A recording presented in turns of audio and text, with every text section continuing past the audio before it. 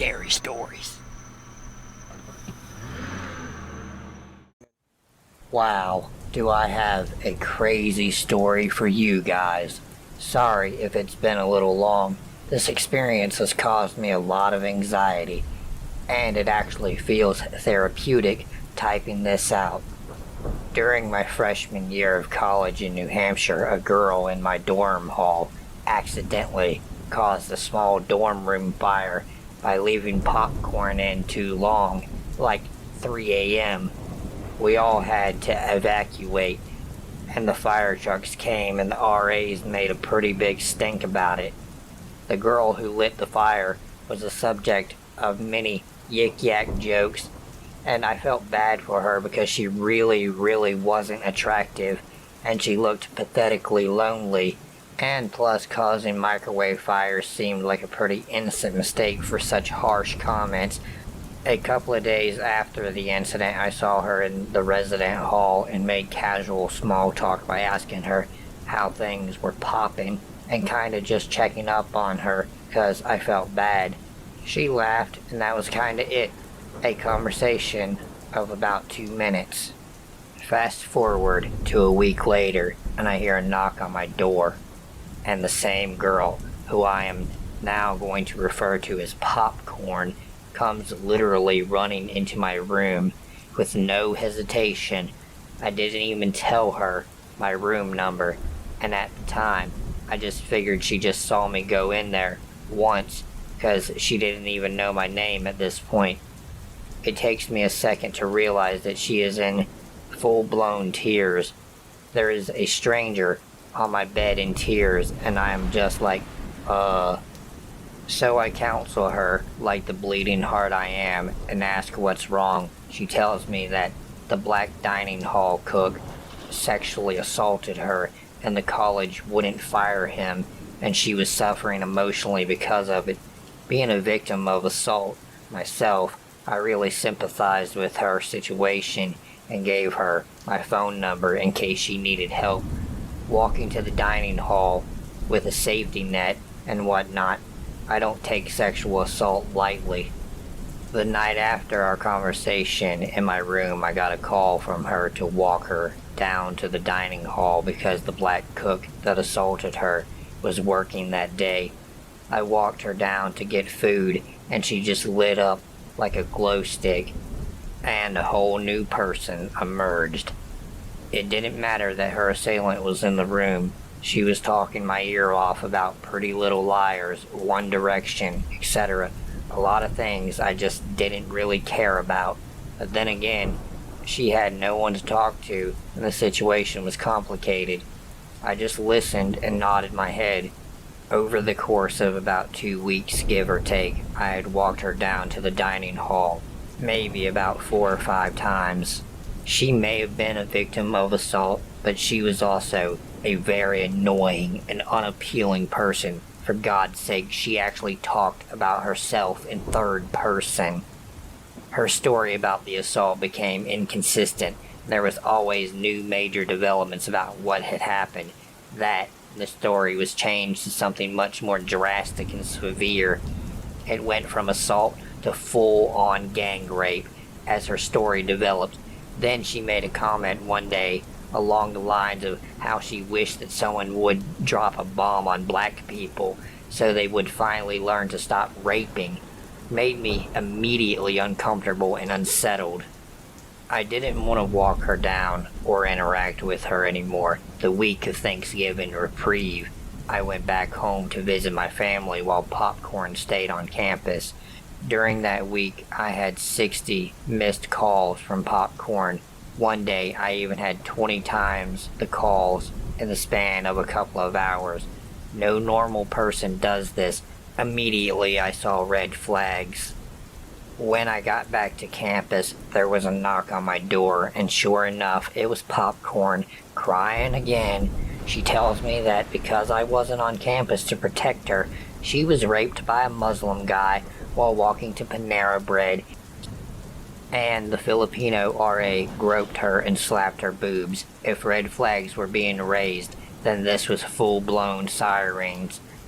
I'm not a rape apologist. by any means, but the rape to ratio rate was exponentially high, especially since these 3 assaults happened within a month's time frame, all by people of color seemingly at random. She was making these stories up to elicit some sick form of sympathy, and as an actual victim of assault, I was beyond offended. I told her I had to leave for class and ran the fuck off to my friend to ask for advice. It got really, really crazy fast. I warned the RA officers about her, and they told me that they would talk to her. During class, I was up to 100+ missed calls and a series of individual messages that just said hi. I was done with this shit. I wanted nothing to do with her. I blocked her number and went back to my dorm. That week after classes, I just went straight to my dorm.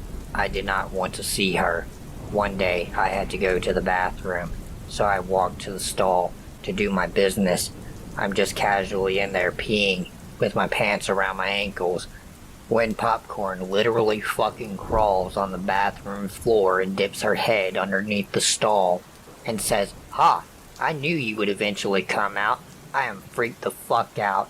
In near tears, I tell her I'm wicked busy, I don't have time for her, and that I was upset for her invading my privacy.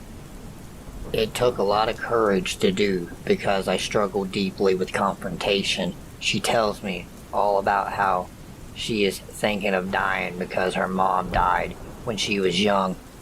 Some manipulative shit that I was just not in the mood for. I leave her in the bathroom and go to my room and lock the door.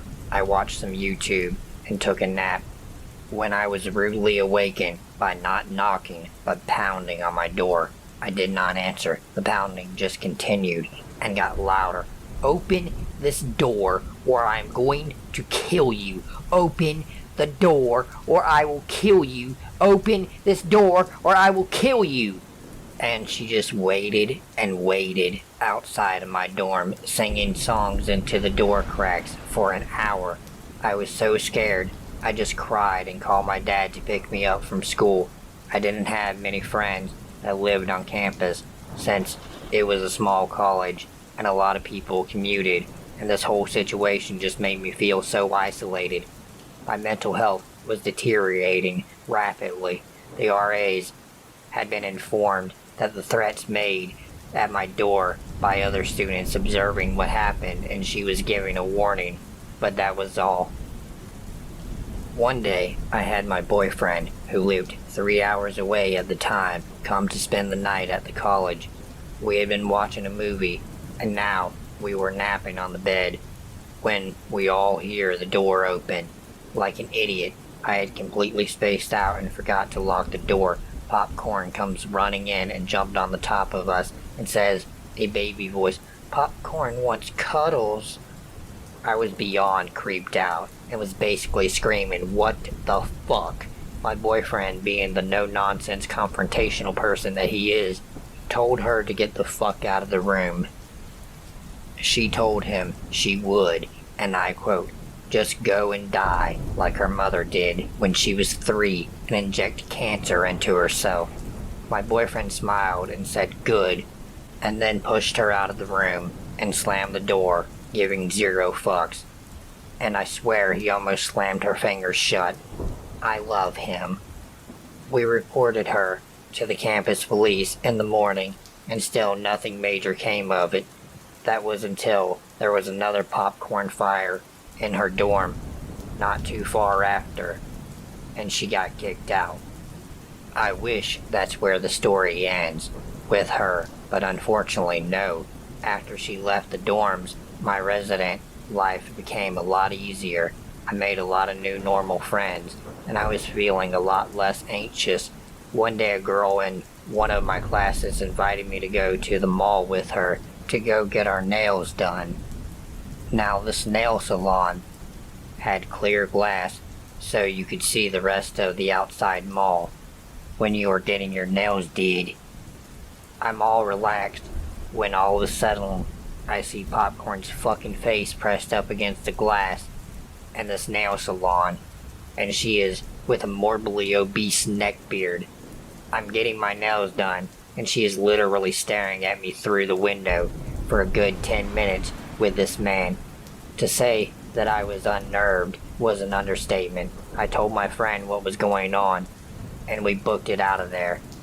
And they tried hard to follow. In retrospect, that is when I should have called the police. After the mall, I had a bunch of random friend requests from profiles with a small Yorkie dog as the profile pic and several message requests. I opened them, and they were from Popcorn asking me to be her bridesmaid at a Pizza Hut wedding that her and her fiancé were having in 2 years. I can't even make this shit up. There was another message about how she was so upset that I didn't acknowledge her at the mall, and she had been waiting for so long to introduce me to her dotting fiancé, and she was so upset with me that she wanted to wring my neck. Of course, I blocked all of those profiles, and things were pretty silent. I've been living with my boyfriend and going to school in Rhode Island for 2 years currently. I'm loving school, and I have an excellent group of friends. About 5 months ago, I had gotten home from work, and I had 3 missed calls from a random New Hampshire number. Thinking it was one of my family members, I called back, and nope, it was Popcorn on the other end. I immediately hung up. There was also a voicemail left on there. That was just a person breathing into the phone telling me that I was expected to be at the wedding. I cried and called the police urgently about the number. I don't know what happened, or if anything did come of it, but I haven't been bothered since then. I am a very kind person, and people often take advantage of my openness.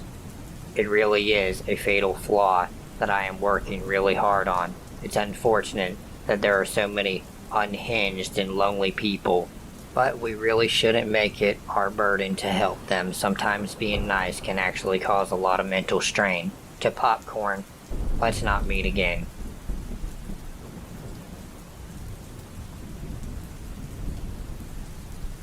This happened about 2 years ago in my high school junior year. I was the kind of student who would take honors AP everything. A waste of goddamn time, by the way. And I was taking accelerated pre-calculus so I could get into AP Calculus BC the next year. It was around September or November. It's the beginning of the school year when a new kid, Corbin, randomly shows up sitting in the back of my math class. At the time, the seating arrangement sat me near him, so I thought, let's be nice to the new guy, and started to just acknowledge his presence. He would ask me questions, I would politely answer, etc., nothing special, but no one else was really doing it at the time. He wasn't the type to be immediately popular the second you move schools. And he had the classic pudgy, short nerd look to him, glasses, neck beard, a rotation of 3 shirts, so I felt bad. I was never one to make friends, wasn't popular, wasn't that good looking. Depression actually made me gross as fuck, so I felt empathetic. Turns out we shared another class, AP, US History. This time Corbin sat directly in my table group. We would have to interact more in the class, so maybe he started to see me as a friendly face. I mean, being a new kid is hard, especially when everyone else has known each other most of their life. But that's where the problem is. I don't know what about me gave him the impression that he could confide in me about his love interests, but after a week or two, that's what Corbin started to do. At first it wasn't too suspicious. It was saying things like, wow, math class is so great. What the fuck? And Miss Egger, our math teacher, is such a great teacher. Like, yeah, okay, things like that are normal to hear when you're sitting in class full of AP nuts that want to go to an Ivy League school and become the next Stephen Hawking or whatever the fuck. But then he started really wanting to know more about Mrs. Egger. After things like, is Miss Egger married? Yes. Does she have kids? Yes. Pictures are literally right there.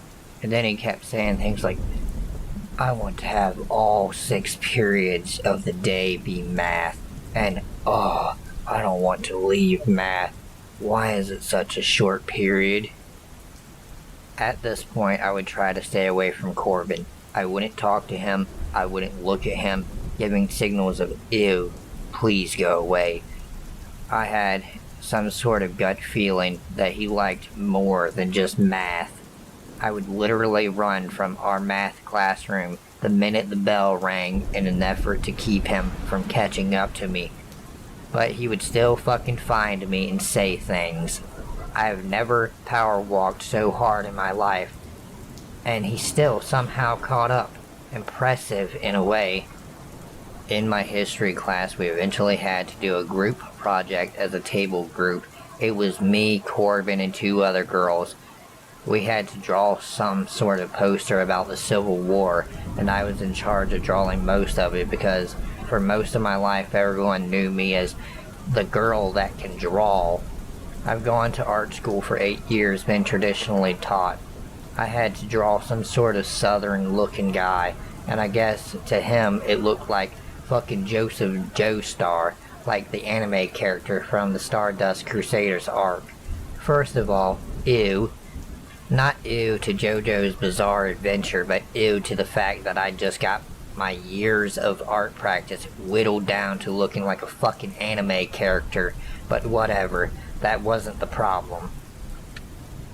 The problem was that Corbin would not let that go. Instead, doing actual work and helping on the poster, all he did for the rest of the class was just fucking make JJBA sound effects. Like, what the fuck? The other 2 girls and I would just look at each other and then go back to doing our work, trying not to give him the attention he so clearly wanted. He would always try to crack jokes to no avail when watching documentaries in U.S. history class, so it was nothing new. He would actually repeat his jokes numerous times, but even the teacher wouldn't give him the time of day. But the poster thing was so painful that I actually stopped liking JJBA for a while, only started getting back into it now, just because he was so fucking cringy. I eventually got sick and tired of Corbin's bullshit, and decided to email both Miss Egger and my AP history class saying that I wanted to be moved as far away from him as possible in class, and have them make sure that future seating charts would reflect that. I didn't go into details as to why I felt so uncomfortable, because what was I supposed to say, and the teachers didn't ask any questions, so I got my wish and got moved to literally the opposite corners. He was in the front left corner, I was in the back right, yada yada. I would catch him staring at me a lot, but he stopped talking to me after that. Thank the goddamn Lord, right? Then I found something out that made me feel bad for Miss Egger herself. Sometimes, when I missed class, I would go in after to make up notes or take quizzes, and I noticed he was always there. During lunch, after school, he was always just sitting there. Corbin didn't have to make up anything. He just wanted to really spend his day with Miss Egger. And it was every day, and other kids would see him when they went to make something up every day. But I would try to rationalize all of this. Obviously, he didn't have many friends, being new and all. So maybe he wanted to sit alone during lunch. Or maybe just wait a little in the classroom before his mom came to pick him up after school. And maybe Miss Egger is the only teacher he feels comfortable around. Then suddenly it's Valentine's Day. For me, not a very special day. Never has been. Never will be. Just a regular, normal-ass day. I had missed class the day before. Yes, I am a serial skipper, if you haven't noticed. And went in after school to make up the math test. Oops. Surprise. You know who is in there giving Miss Egger motherfucking cookies, saying he wanted to do something special for a special someone like her and whatnot? Some poetic lovey-dovey bullshit. Miss Egger accepts it. Which I mean I would personally decline since I found a black hair baked into the cookies. He had brought a math potluck once. Spoilers, he's blonde, with a slightly forced "aw thanks" and finally leaves. I take my test, don't remember if I did any good, but right as I'm about to walk out the door, Miss Egger asks, "Can I actually talk to you for a second?" I'm like, what the fuck can this be about? I thought I was in some sort of trouble missing all the classes or something, but it turns out she wanted to ask about Corbin. She goes, "I know you didn't want to talk about why you were uncomfortable with Corbin, but I was wondering if there is anything you can tell me." I was like, oh, thank God she noticed. And so I finally spilled the beans about how weird he was, how he seems to be infatuated with her, and how I thought that she was oblivious to it all this time. Miss Egger tells me that she already knew, and that she just has to put up with it for the rest of the year, because what else is there to do? She thanks me for telling her, and the rest of the year progresses with less amount of weirdness. I eventually started to tell other people about my interactions with Corbin, not for the sake of gossip, but because I wanted to warn people, especially the girls, who tended to hover around him. He would always just go up to a pair of girls and stand in between them, just watching them talk to each other, not even engage in their conversation, just watching. That's when I found out other girls have had similar suspicious interactions with this kid. How he kept trying the whole, "what if we kissed, haha, JK, unless" line multiple times on multiple girls, and how he harassed this one particular girl that I guess he liked over text, etc. One trend of his is that he would really take interest only in Asian girls, so he probably had some sort of yellow fever situation going on too. Junior year ended with no further bumps, and when senior year started, I walked into school and don't see Corbin anywhere. He's not in my classes or any AP class, which is weird because he'd probably take it. Turns out he moved back to where he came from over the summer. As for me, I missed more school than I'd like to admit, but still graduated in the top 5% of my class out of 560 students. See kids, it's possible, but just don't quote me on it. Now I'm in college, living my best life, and out of this hick town for good. As for Corbin, you better not see me again.